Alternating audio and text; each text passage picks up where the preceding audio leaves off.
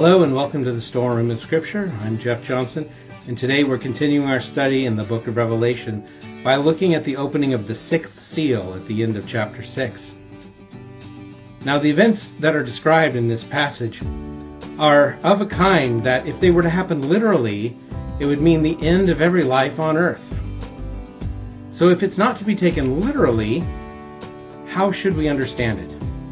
We'll look at the role of this sixth seal in light of all seven seals. And we will also consider, as we have all along, the Old Testament passages that seem to have bearing on how John is recording his vision. I do believe, as I've said before, that John is experiencing a new vision of God's revelation. But the echoes of Old Testament passages are strong, and the connections surely will help us understand what's going on. So thank you for joining me as we examine the treasures in Revelation chapter 6, verses 12 through 17. I've been hesitant sometimes to come down strongly with a different point of view, such as the idea that this middle section is about Rome, because you can easily paint yourself into a corner without realizing it.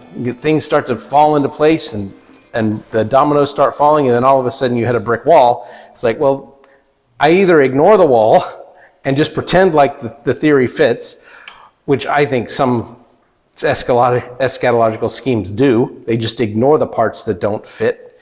Or you just have to go back to the beginning and think, okay, well, that didn't work. So that may be where I end up. But right now, so far, I am pleased because it does seem to make sense of more things than it makes problems.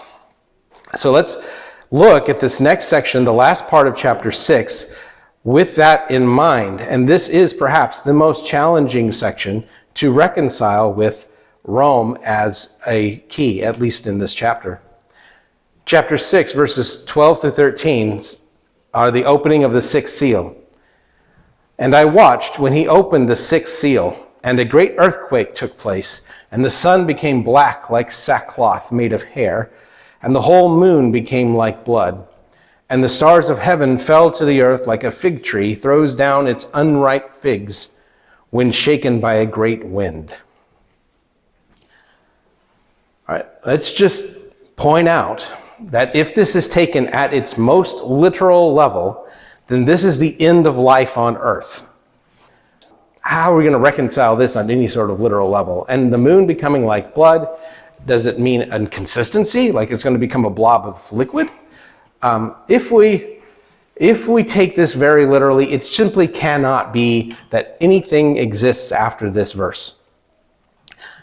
However, we're so early in the book. No interpretation of Revelation that I've seen says that this is the end of life on earth.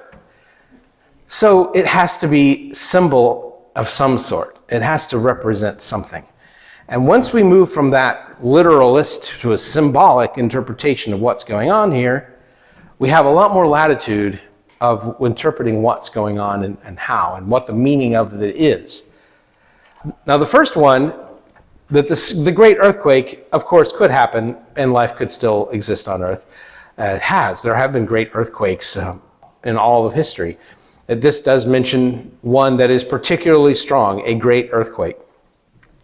Sometimes Scripture talks about something that's never been experienced before and won't again, but it doesn't here. It just says it's a great earthquake, so we don't have to try to interpret it as like the biggest earthquake ever. It's just a big one, a great earthquake.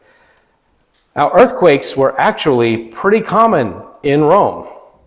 Rome is built on volcanic territory where the plate tectonics create earthquakes and volcanoes pretty regularly. We've already talked about two of the seven cities were damaged by earthquakes in the previous 50 years. There had been two severe enough earthquakes to really damage, the ones on the eastern side of that loop, the last two, like Laodicea and Thyatira, I believe, are the two that were particularly noted as having been damaged by earthquakes. So they were pretty common. Now, what about the sun becoming black like sackcloth? That sounds extraordinary, but it actually happens every year. It's called a solar eclipse.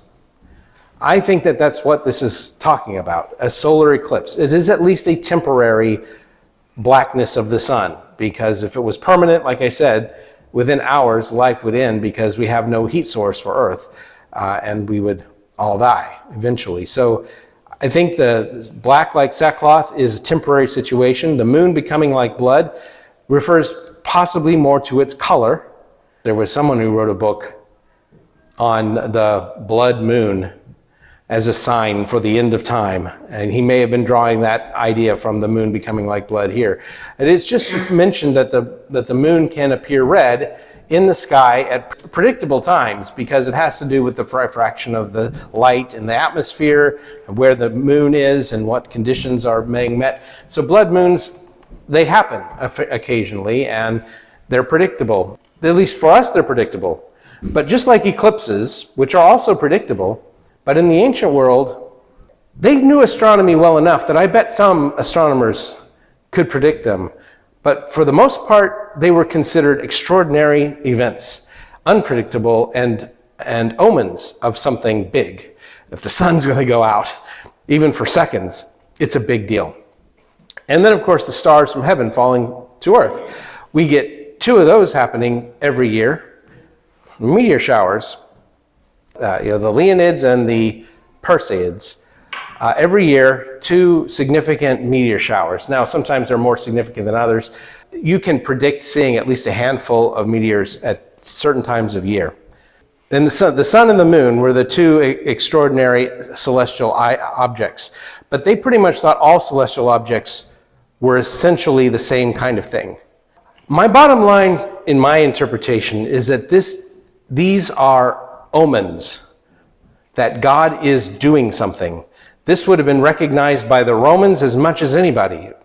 They were very sensitive to these things, and earthquakes, eclipses, the moon being red, or lunar eclipses, and meteor showers, all of these were omens of God at work. And so what I think this seal is doing is letting the Gentiles know God's up to something. And so that they're clued in that what is going to happen. Remember, my overarching idea with all the seals is that this is preparation for the judgment to come.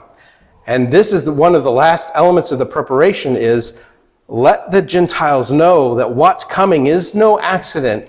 It's God's judgment. And the way they know that is by omens that they regularly interpret as divine omens of something coming from God. Sometimes they would say they're good omens, but none of these earthquakes and eclipses, none of these were good omens. That's where I feel like verses 12 and 13 are just telling the Gentiles God's up to something.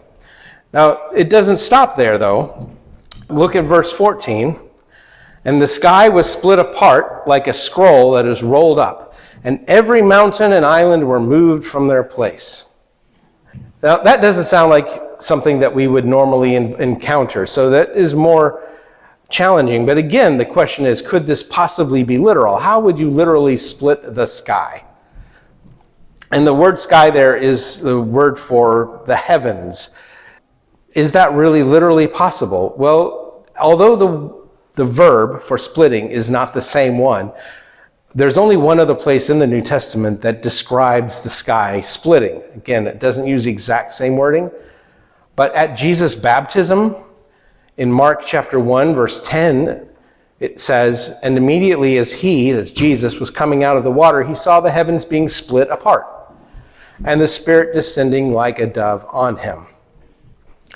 So here is the sky splitting, but in a visionary type experience, where he is seeing the Spirit descend. So, could it be something like that? Well, actually, the vision is echoing something in Isaiah. So, let's look at the broader section. I'm going to read 4 verses. It's going to be 5 verses from Isaiah 34, verses 2 through 6. For the anger of Yahweh is against all the nations, and his wrath is against all their host. He has put them under a ban. He has given them up for slaughter, and their slain shall be cast out. As for their corpses, their stench shall go up. And the mountains shall melt with their blood, and all the host of heaven shall rot, and the sky shall roll up like a scroll, and all their hosts shall wither like the withering of a leaf from a vine, or like the withering from a fig tree. When my sword is drenched in the heavens, look, it will descend upon Edom, and upon the people of my band, for judgment. Yahweh has a sword, it is full of blood. It is covered with fat, with the blood of lambs and goats, and with the fat of the kidneys of rams. For Yahweh has a sacrifice in Bozrah, and a great slaughter in the land of Edom. So in the middle of that, we get the same wording, probably the wording that John is picking up to describe the vision in Revelation 6. The sky shall roll up like a scroll, and all their hosts shall wither like a withering. This stars falling like leaves from a fig tree probably comes from this same Isaiah description. So it probably also mentions an omen of the stars falling. But he mentions the skies rolling up like a scroll. I really don't know exactly what he means to describe with that. But I do know that in Isaiah, the context is Yahweh responding to the wickedness of the nations, but specifically to the wickedness of Edom. I read on past this through verse 6 because I wanted to make the point that these omens, if that's what they are, were in the context of God's wrath against a particular nation at a particular place, Edom and Bozrah. The mention of these particular place names suggests that what Isaiah is talking about is judgment against a place, not necessarily the end of the world. Now, the start of this, Yahweh's anger against all the nations and his wrath is against all their hosts, that does point to a wider judgment against everyone. So Isaiah is talking about both a universal judgment against all nations, but it's going to start with judgment against Edom and Bozrah. So the passage suggests. So I'm suggesting a similar kind of analogy with the passage in John's Revelation, that it is an omen. And yes, all the nations are going to get their due, but it's going to start with Rome in the context of the Revelation. Rome is going to be where Yahweh's sword descends. Now, what about these coastlands, the islands, all the islands moving, and the mountains? Notice that the mountains are mentioned here in Isaiah. The mountains shall melt with their blood. Micah opens with this picture of God descending from the heavens, flattening mountains as he does so, because, of course, when he steps on the earth, it gets flat. He is big. He is power, more powerful than the mountains. And so this is a picture. Now, we don't believe that mountains got flat before Israel was destroyed by the Assyrians. That was not a literal picture, but it was a description of how God's power was coming to earth. And I think that is what's being captured here in Revelation. And the islands moving, for that we can go to Ezekiel. Ezekiel has been a guide and a touchstone for so much of what we read in the book of Revelation to this point, and it still is. In Ezekiel 26, verses 15 through 18, "Thus says the Lord Yahweh to Tyre, will not the coastlands shake from the sound of your downfall, at the groaning of the wounded, at people being killed in the midst of you? And all the princes of the sea will go down from their thrones, and they will remove their robes and their beautiful garments of the finished cloth, and they will take off. With terror they will be clothed, and on the ground they will sit, and they will tremble continually, and they will be appalled over you, and they will raise a lament over you, and they will say to you, how have you been lost who was inhabited from the seas, the city that was praised, that was strong? It is located on the sea, and its inhabitants impose their terror on all of its inhabitants. Now the coastlands will tremble at the day of your downfall, and the islands that are in the sea will be horrified because of your departure." I should mention the word coastlands in this passage, referenced there twice, is the same word that is being translated as islands in the book of Revelation. In the Septuagint, Of course, every time I say it's the same word from an Old Testament passage, I mean it's in the Septuagint Greek version that we have the same wording. There was no specific word for island in Greek. The islands were little coasts in the middle of the water. And it makes sense because all an island is basically coastland all around. That is the same word for island and coastland. So when it talks about the islands shaking or being moved, it is the same phrasing as here in Ezekiel with the coastlands shaking or being moved, trembling. I believe that phrasing of the islands moving in John is inspired from Ezekiel's description here. And again, it's about God's judgment on a particular place and time, a judgment on Tyre and the coastland shaking. This passage also gives us a clue to the next part of Revelation, because Ezekiel pictures the trembling of the coastlands, the islands being horrified, but he also pictures all the princes of the sea going down from their thrones and saying, "How have you been lost, who is inhabited from the seas?"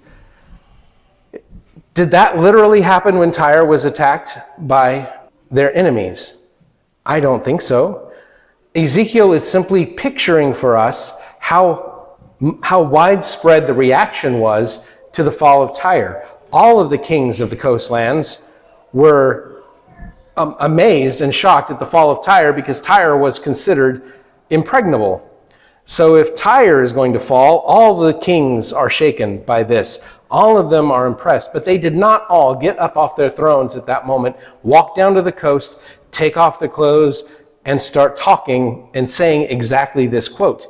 I don't think any interpreter would insert that if the kings didn't do exactly what Ezekiel describes here, verbatim, that it's not true.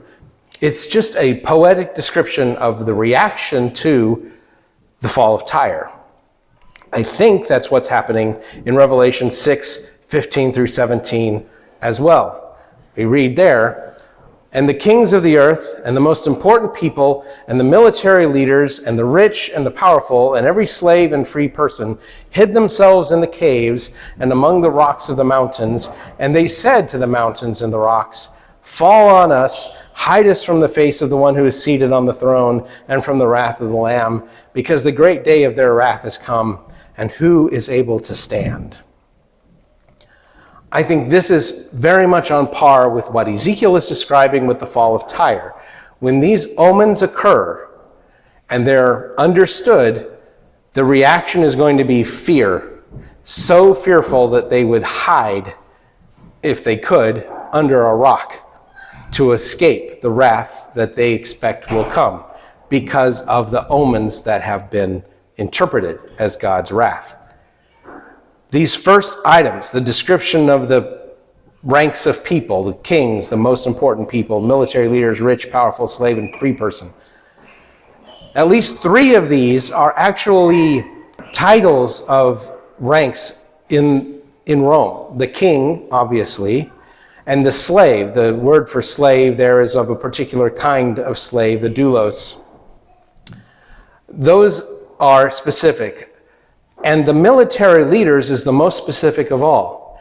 That's really an interpretive translation. The word in the original Greek is a rank, a leader of 1,000, like a legionnaire or a centurion. A centurion would have been a lower rank. A centurion was over 100.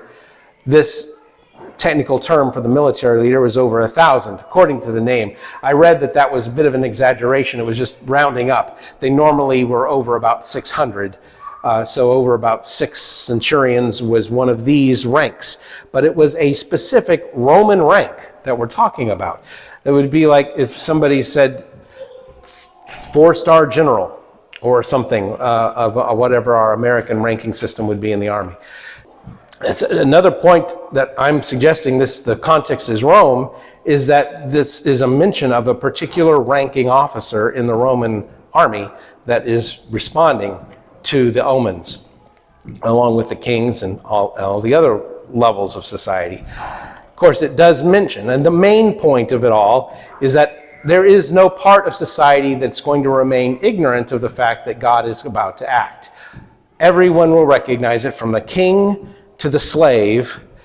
Everyone will know that God is about to do something and will tremble because of it, will fear for their lives. The phrasing, fall on us and hide us from the face of the one who is seated on the throne, probably comes from Hosea. In Hosea chapter 10, verse 8, when Hosea is speaking of the Assyrian exile, he says, the high places of Avon, the sin of Israel, will be destroyed. Thorn and thistle will grow on their altars, and they will say to the mountains, cover us, and to the hills, fall on us. So this is the Assyrian destruction of Israel being pictured, and they're wanting to hide from the Assyrians. Isaiah mentions something similar in Isaiah chapter 2, and verse 10, and then I'm going to skip a bit, and then verses 17 through 19. In verse 10 it says, enter the rock and hide yourself in the dust from the presence of the terror of Yahweh and from the glory of his majesty. And down through 17 through 19 it says, and the haughtiness of the people shall be humbled, and the pride of everyone shall be brought low, and Yahweh alone will be exalted on that day, and the idols shall pass away entirely, and they will enter into the caves of the rocks and the holes of the ground from the presence of the terror of Yahweh and from the glory of his majesty, when he rises to terrify the earth. I am not one to try to ignore the parts that don't fit, so I'm going to just frankly tell you, Isaiah chapter 2 doesn't quite fit my theory, because Isaiah 2 does seem to be about God's universal judgment on all of earth. And this idea of fleeing and hiding in the rocks from God's judgment in Isaiah is in the context of God's ultimate day of wrath. I don't think that just saying it's about ultimate wrath means it can't also be about the specific wrath on Rome. I always feel that God's judgment in part is similar to what God's judgment of the whole is going to be. He's already told the churches that he would use the sword of his mouth to judge them, one of them. And that's exactly the same as it mentions when he comes back. The sword of his mouth is used in that ultimate revelation as well. So to say that the people who see the omens and hear of God's judgment and know it's coming want to hide in the rock, that can happen at both the time of God's judgment against Rome and against his judgment against the whole world. I don't think one is mutually exclusive of the other. One last supporting idea that Rome is in view, or at least can be in view, is that at least 3 of the passages we just looked at are about the specific judgment of God on specific empires in the past. When the sky splits and the stars fall in Isaiah 34, that's speaking about Babylonian destruction of Edom in 550 BC. When the coastlines or islands are shaken in Ezekiel 26, that's the Babylonian destruction of Tyre in 575. And the mention of the hills falling on us to hide from God's wrath in Hosea 10 is the Assyrian destruction of the northern tribes in 722. G.K. Beale has written a very scholarly commentary on Revelation, actually more than one. He says that this passage pretty much has to be understood as symbolic, and if it's symbolic, then it can either refer to a temporal judgment, that is, judgment of a particular place and time, or the ultimate judgment at the end. I told you that I don't find any scholar who takes my tack exactly, and G.K. Beale doesn't. He thinks that it's the ultimate end of time judgment, even so. I think that it's probably Rome. That G.K. Beale does say it could go either way, depending on how you read it. I definitely think it could be a both and as well. Incidentally, I think chapter 7 is a continuation of the events that occur with the 6th seal. Some call it an interlude. I don't, but we'll talk more about that next week when we get to it. Thank you again for joining me as we continue our study in the book of Revelation. I'd love to hear from you either under the YouTube video or in the Facebook discussion group. Be blessed, and I look forward to our next time when we examine the treasures in the biblical text.